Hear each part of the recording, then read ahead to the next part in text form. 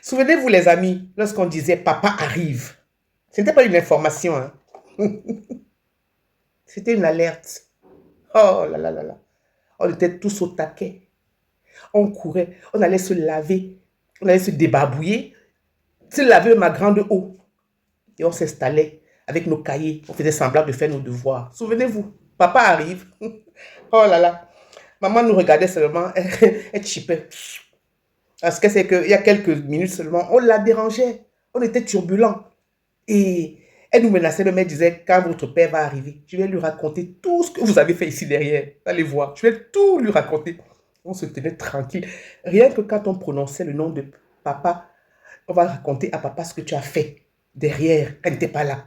Tu te tiens d'abord tranquille, pendant quelques instants, bien sûr. Bonjour à tous, je suis Jean-Louis Djanga, l'écrivaine thérapeute. Je suis poétesse, conteuse, chroniqueuse. Et vous savez, voilà le portrait du génie africain, ma dernière réalisation, enfin, ma dernière, il y en aura d'autres, mais la plus récente.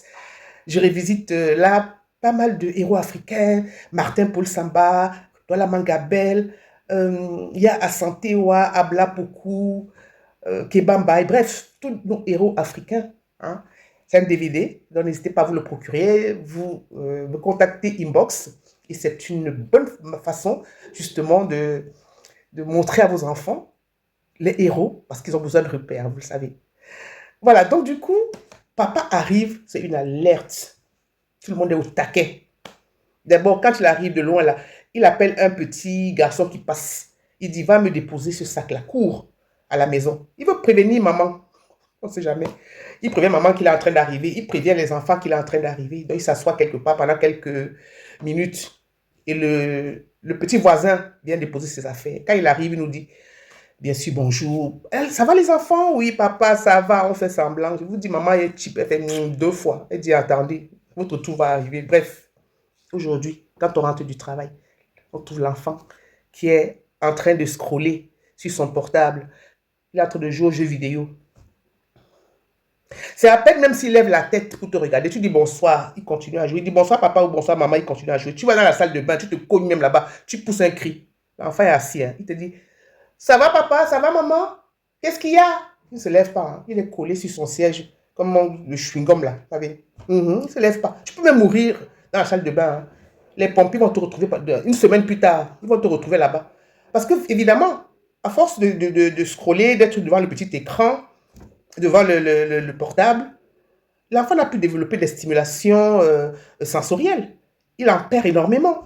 Hein, au niveau de l'huile, de l'odorat, même au niveau comment dirais-je, de la vue aussi. Il perd son acuité visuelle hein, énormément. Donc quand vous rentrez du travail comme ça, après, il faut essayer de créer un environnement qui fasse que l'enfant soit dans un milieu familial ben, le meilleur du monde. N'hésitez pas à vous regarder le portrait du génie africain, vous jouez au ludo, proposez une lecture à l'enfant, consacrez à l'enfant quelques minutes, une demi-heure, une heure, où vous passez des moments ensemble. Parce que c'est nous qui leur offrons ces jeux vidéo, c'est nous qui leur offrons ces portables, parce que c'est nous qui travaillons.